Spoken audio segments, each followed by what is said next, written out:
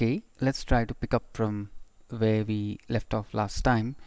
Last time we felt that we have now a better idea of the sign convention, and we did discuss the sign convention for the so-called mirror equation. So the mirror equation was 1 by v plus 1 by u is equal to 1 by f, and f happened to be the radius of the mirror divided by 2. And the point we were trying to make is that when you use this formula, it's important to use the sign convention, and we're not going to repeat the sign convention. What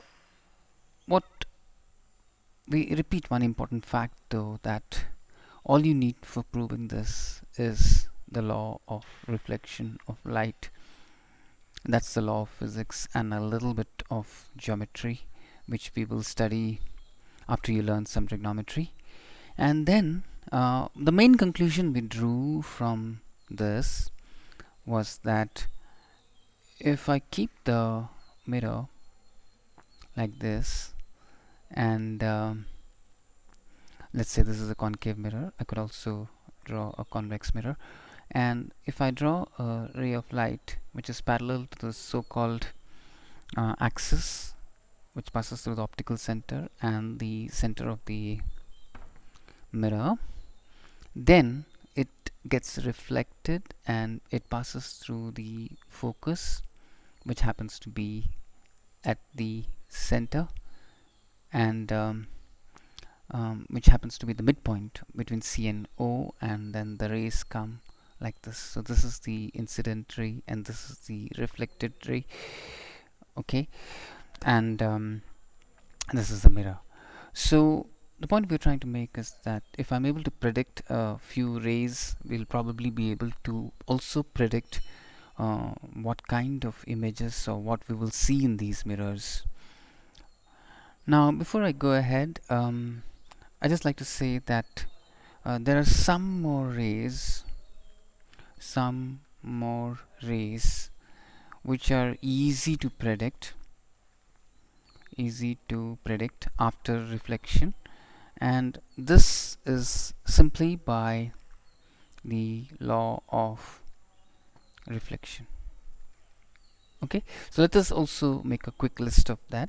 So for instance, maybe we should not be lazy and we should just capture both the concave and convex at the same time. So let's do that. Okay, now let's say that try to fit it up in the space. Let's say that this is the center, and then this is the focus, and this is the optical center, center of the curvature F. Okay, now what happens to a ray that is parallel to this? It gets reflected and passes through F. So you have to remember this. And what happens to a ray that falls on a convex mirror? Remember that the object is always to the left. It actually gets reflected, and if you extend it, then it appears to come from the reflected ray appears to come from the focus. So now how did we get this? Just by analyzing the formula and keeping an object at infinity. Okay, now couple of other rays. For example, any ray that passes through the, let me just draw it, any ray that passes through C, comes right back. Now what is the rationale behind this? It's like this. In fact, we did discuss this in the last class. It's these ray passing through C is like being incident on a plane mirror which is tangent. Now by geometry tells you that this is the normal to this plane mirror, and this is the normal to the plane mirror. Now the angle of incident ray makes with the normal is 0, and therefore the reflected ray will also make an angle of 0 with the normal, which I'm writing here. So it goes right back. So this is a very important ray to predict. Any ray that passes through the center of the center of the mirror comes right back. So how does it look in the convex mirror? So any ray that passes or appears to hit the center, so for example the center is on behind the mirror, so any ray that comes in that direction goes right back. And the reason is similar. If you want, you can verify with me tomorrow. This is the plane mirror, which is the tangent, and the geometrical properties of the circle show that this is indeed the normal to this tangent. And once again, the incident ray is incident at 0, the reflected ray is reflected at 0. So I'm sorry I'm hurrying through this, but it's important. Okay, now I think we will rarely need more than this, and maybe we should just get cracking now. Okay, so now you please keep your notebook and protractor and scale, and normally I would ask you to draw it with a pencil, but today I'll just ask you to draw it with a pen because you have to submit it by scanning. Okay, now, and maybe I should highlight the fact that I'm going to help you to draw the images, but I'm going to ask you to cheat a bit, and I'm going to highlight how you can cheat and get very accurate answers. Okay, so keep your eyes open for what I'm asking you to do. Okay, let me start with an assignment for concave mirrors. So while you have a fair bit of work to do in part of the homework, but it's all very easy. So here's the first step. I'm analyzing a concave mirror, but, and this is the cheating part, don't bother about the mirror at all. Instead, bother about being accurate about what I'm going to draw from now on. Draw a horizontal line which is passing through the center of the mirror and label it as O. Now this horizontal line, you can use one of the lines in your notebook, so that will make it very accurate. Now use your protractor to draw perpendicular to this line and get a reasonably good 90. And you can see that just with the help of the protractor and the scale, you got two perpendicular lines and passing through O.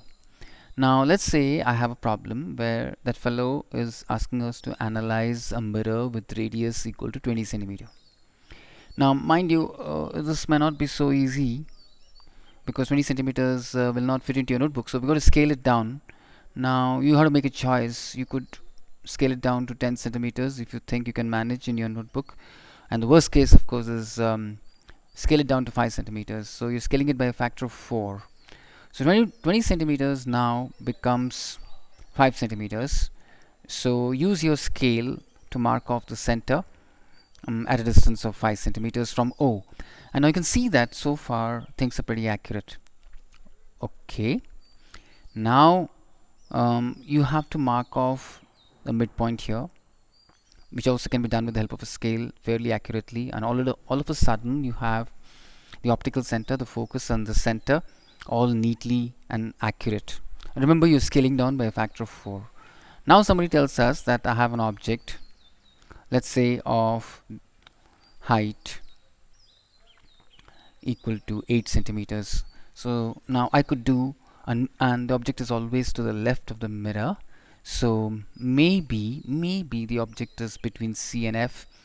Okay, so what I have here is A. You can think of A as a head of the object, and head is pointing upwards, and B as the tail, and the object is AB, and the arrow is showing the orientation of the object. Right, now here's what you need to do next. I need to find what's the question? The question is, what is the image of AB? What is the image of AB? Now a priori, I'm trying to tell you that whatever I'm doing will help you to get accurate answers. Okay, please do not doubt the accuracy of this analysis. Reasonably accurate answers if you draw a good job of the diagram. Now you can see that I'm not necessarily keeping it midway between C and F, but approximately midway between C and F is my first case. Now there are many rays coming from A, but I'll try to follow two of them, which should be sufficient. So I'm going to follow this ray because I do know what's going to happen to this ray. And now here's the first part of the cheating. Okay, now please cheat properly. Do not stop at the mirror. The mirror is no significance. See, the mirror is just what's it called? Just for aesthetics. Okay, um, you are not interested in the mirror. You go right across and hit the vertical line. Okay, so that's what I. Please do what I ask you to say. We'll justify this later. It's a good approximation. There's no point in worrying about the fact that it's actually hitting the mirror. Let's go and hit the yellow line. And right, um, now the reflected ray, we know that it passes through F. Okay, and it goes right through.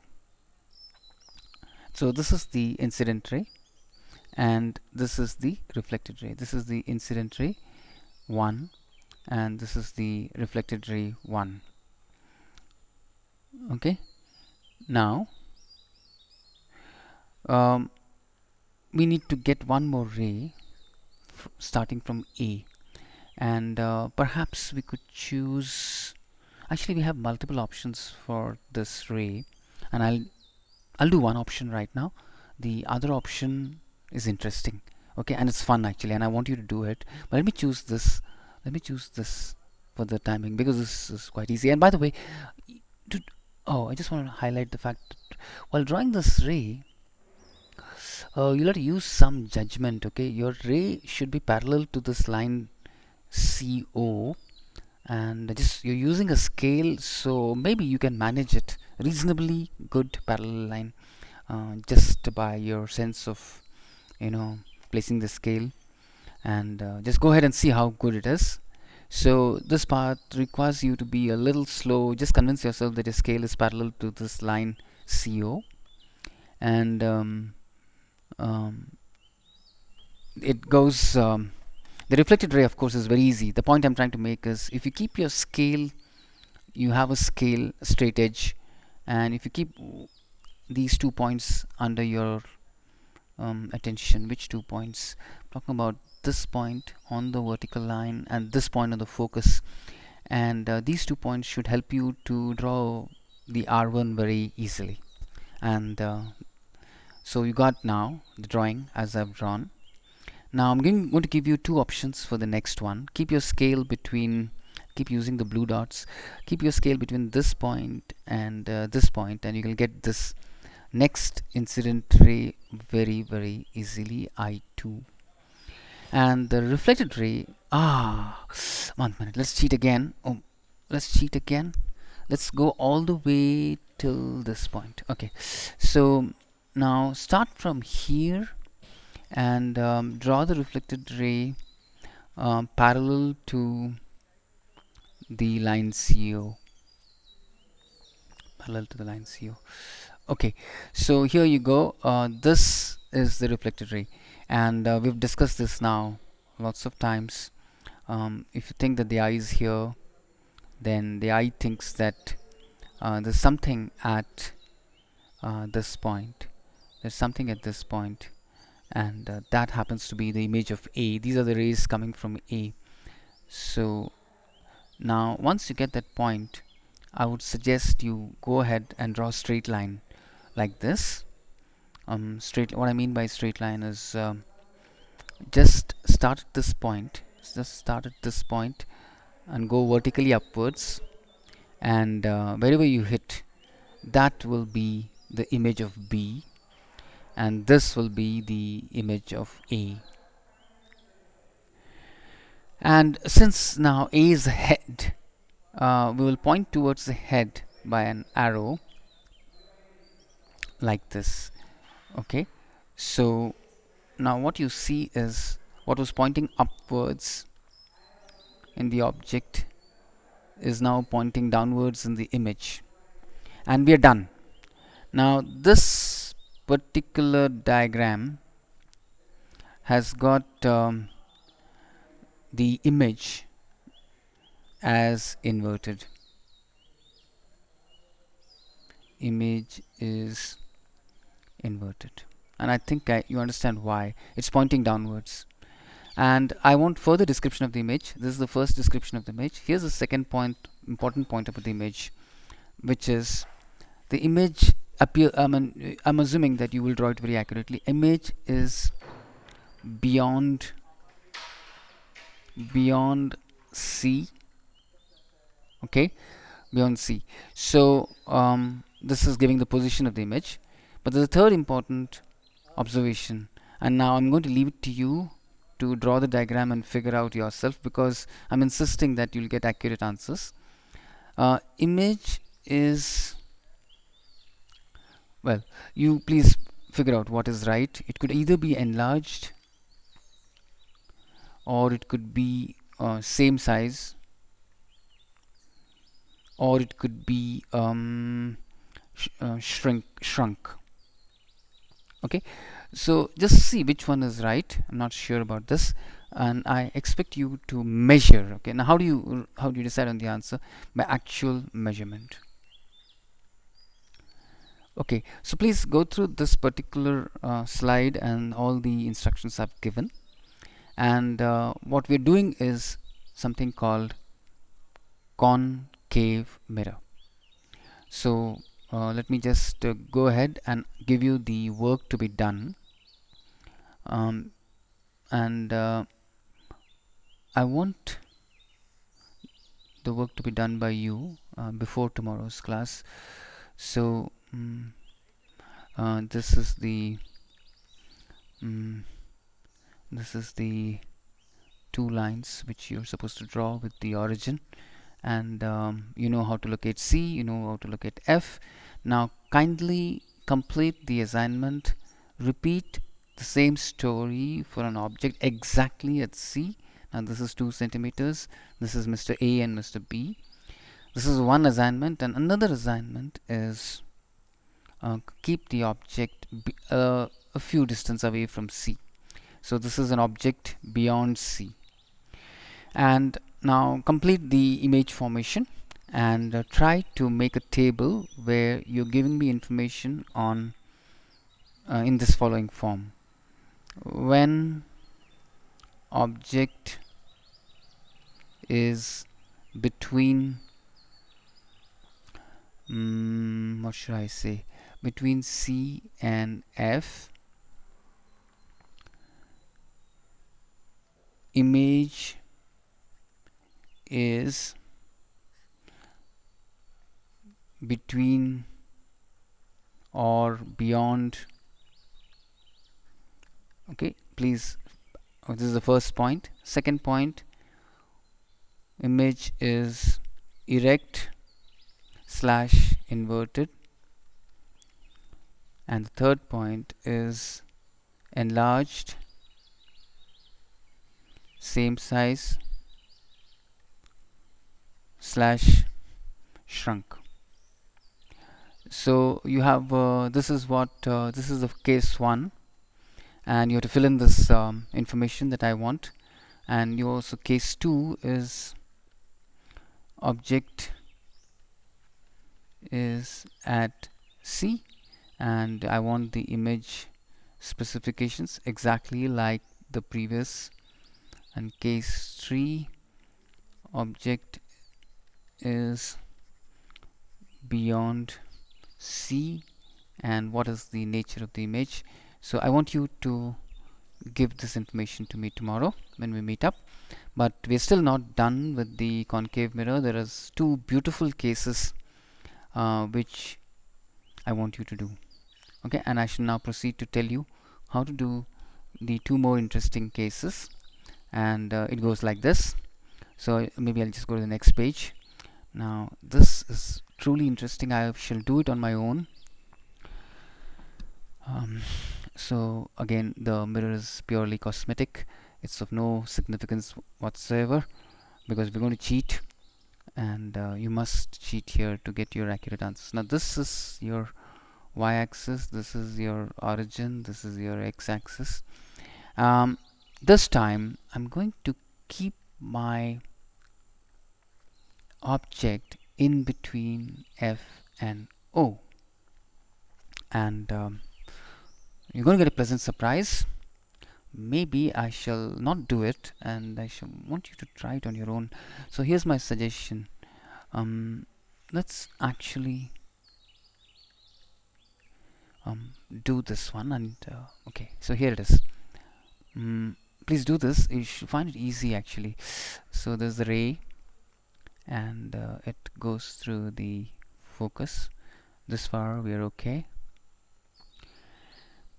right? And now comes the fun part. Maybe I can 1 second. Okay, maybe I could do this.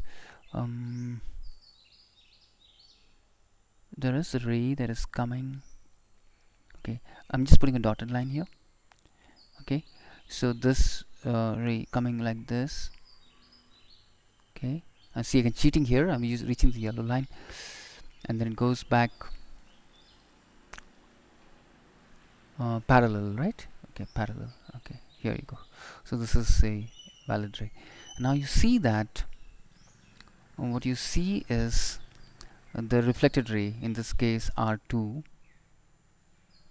okay, and R1, okay, R1 actually do not meet at all.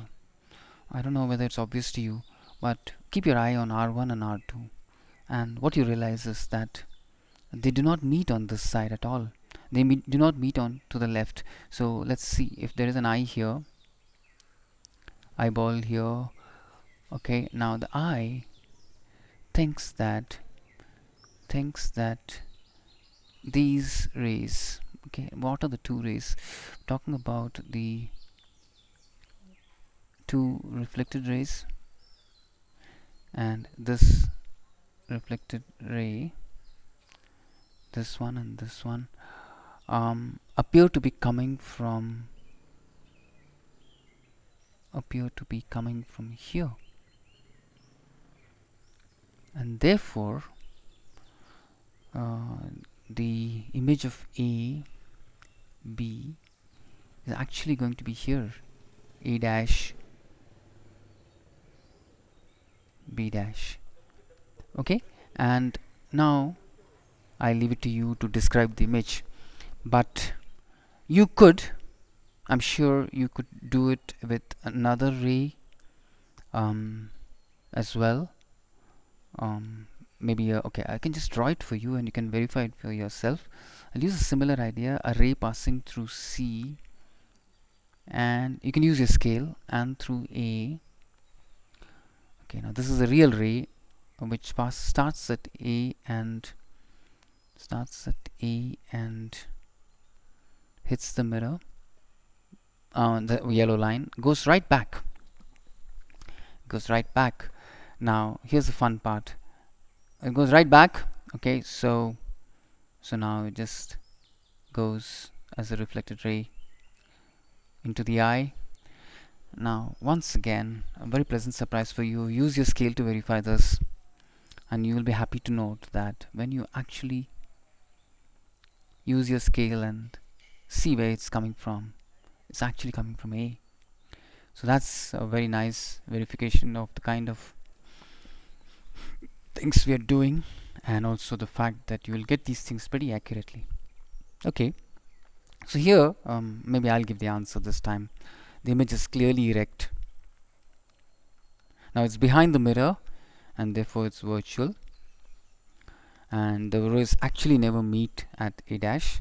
But the most interesting thing is obvious from the diagram, that the image is magnified, and I would urge you to immediately take a concave mirror and go very close to it and just see that whatever I'm saying is absolutely right, and that could be the reason why maybe a dentist uses a concave mirror. he or she just wants a magnified image of your tooth, so he will put your tooth very close to the mirror beyond the focus, right? So here we go. There's one more interesting case left. What, and I definitely want you to do this, what if the object is exactly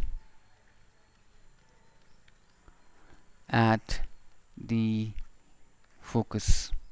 So try drawing this, and you might get a surprise, and try answering the question as to what is the nature of the image. Okay. Finally, I want you to make a table, and I want you to do two important things. So make a table where you are going to describe the image, various aspects of the image, and the cases.